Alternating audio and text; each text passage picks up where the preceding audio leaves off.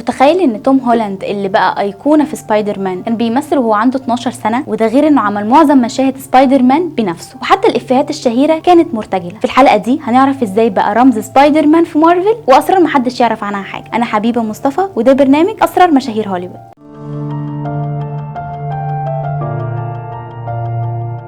توم هولاند من شاب بريطاني ما كانش حد يعرفه لبطل مارفل واللي الجمهور بيعشقه، وافلامه بتكسر الدنيا في شباك التذاكر. بس اللي محدش يعرفه ان حياته فيها حكايات واسرار محدش يتخيلها. وورا الكاميرا توم عنده شخصيه كوميديه وبيحب يبوظ الافلام بالسهوكه. توم اتولد سنه 1996 في انجلترا، وبدا التمثيل في المسرح وهو عنده 12 سنه، وكان بيلعب دور بيلي في مسرحيه بيلي إيلوت، واللي خلى المخرجين ياخدوا بالهم من موهبته. الانطلاقه الكبيره كانت مع فيلم ذا امبوسيبل سنه 2012 اللي لعب فيه دور طفل بيدور على عيلته وسط كارثه تسونامي، والنقاد اشادوا بادائه وقالوا انه عنده موهبه تخليه يبقى نجم كبير. لكن اللحظه اللي غيرت حياته لما مارفل اختارته يبقى سبايدر مان الجديد، واللي الناس استغربوا منه في الاول علشان كان اصغر بكتير من توبي ماجواير واندرو جارفيلد. بس مع اول فيلم الجمهور وقع في غرام. في سلسله سبايدر مان توم عمل معظم مشاهد الاكشن بنفسه من غير دوبلير، والسبب انه كان بيدرس الجمباز والباليه من هو صغير، وده خلاه عنده مرونه وحركات اكشن مش طبيعيه. في فيلم سبايدر مان هوم كامينج توم قفز من برج ارتفاعه 20 متر بنفسه علشان يصور مشهد القفزه الشهيره، ورفض يستخدم دوبلير، وده خلى المخرجين يقولوا انه سبايدر مان الحقيقي. كمان الافيهات اللي كان بيقولها سبايدر مان زي هل كلامك خلص ولا لسه كانت مرتجله، والمخرج قرر يسيبها علشان الجمهور كان بيحب خفه دم توم. المفاجاه ان اجر توم في اول فيلم كان $500,000، لكنه بعد النجاح اجره وصل ل $5 مليون في نو واي هوم، واللي بقى اعلى فيلم ايرادات في سلسله سبايدر مان. حقائق سريعه: 1. ادمان تسريب الاحداث. توم عنده مشكله مشهوره انه بيسرب احداث الافلام من غير ما يقصد، وده خلى مارفل تمنعه من قراءه السكريبت كامل، وبيصور مشاهد كتير من غير ما يعرف نهايتها. تاني حاجه خوفه من العناكب. المفاجاه ان سبايدر مان عنده فوبيا من العناكب الحقيقيه، وتوم اعترف انه بيخاف منها وبيصرخ اول ما يشوف عنكبوت. تالت حاجه الفشل في الاوديشن. توم فشل 5 مرات في الاوديشن قبل ما ينجح في دور سبايدر مان، وكان خلاص هيقرر يرجع انجلترا، بس مكالمه من مارفل غيرت حياته. رابع حاجه بيحب الطبخ. توم عنده موهبه في الطبخ وبيعمل اكل ايطالي بمهاره، وقال مره ان حلمه بعد التمثيل انه يفتح مطعم خاص ليه. بعيدا عن الاكشن والكوميديا توم عنده مواقف انسانيه كتير، وبيتبرع لمستشفيات الاطفال، ومره زار مستشفى اطفال ببدله سبايدر مان وفضل يهزر مع الاطفال ويتصور معاهم. وكمان عنده منظمه خيريه مع اخواته اسمها ذا براذرز تراست، بيدعموا بيها التعليم والصحه في الدول الفقيره، وبيتبرع بجزء كبير من ارباحه سنويا. في موقف شهير توم انقذ معجبه كانت هتقع وسط زحمه الجماهير في نيويورك، وفضل ماسك ايديها لحد ما الامن وصل، والموقف ده خلى الجمهور يشيد باخلاق. من فيلم سبايدر مان في مارفل لحد نيثان ديرك في انشارتد توم قدر يثبت انه مش بس نجم اكشن، لكنه كمان عنده كاريزما تخليه يشيل اي فيلم على كتافه. في فيلم انشارتد توم عمل معظم مشاهد الاكشن بنفسه، وقال انه كان بيتدرب لمده 6 شهور على القفز والقتال علشان يطلع الدور واقعي. وفي فيلم شاري توم قدم دور مختلف تماما عن سبايدر مان، ولعب دور جندي بيدمن بعد الحرب، واللي بسببه النقاد قالوا انه ممثل عنده موهبه دراميه جباره. دي كانت حكايه توم هولاند، الشاب اللي قلب مارفل بشخصيه سبايدر مان، واللي اثبت ان النجم الحقيقي هو اللي يقدر يضحكك ويبكيك في نفس الوقت. ايه اكتر دور حبيته ليه؟ شاركنا في التعليقات، وما تنساش تعمل لايك واشتراك وتفعل الجرس علشان يوصلك كل جديد عن نجوم هوليوود. اشوفكم الحلقه الجايه.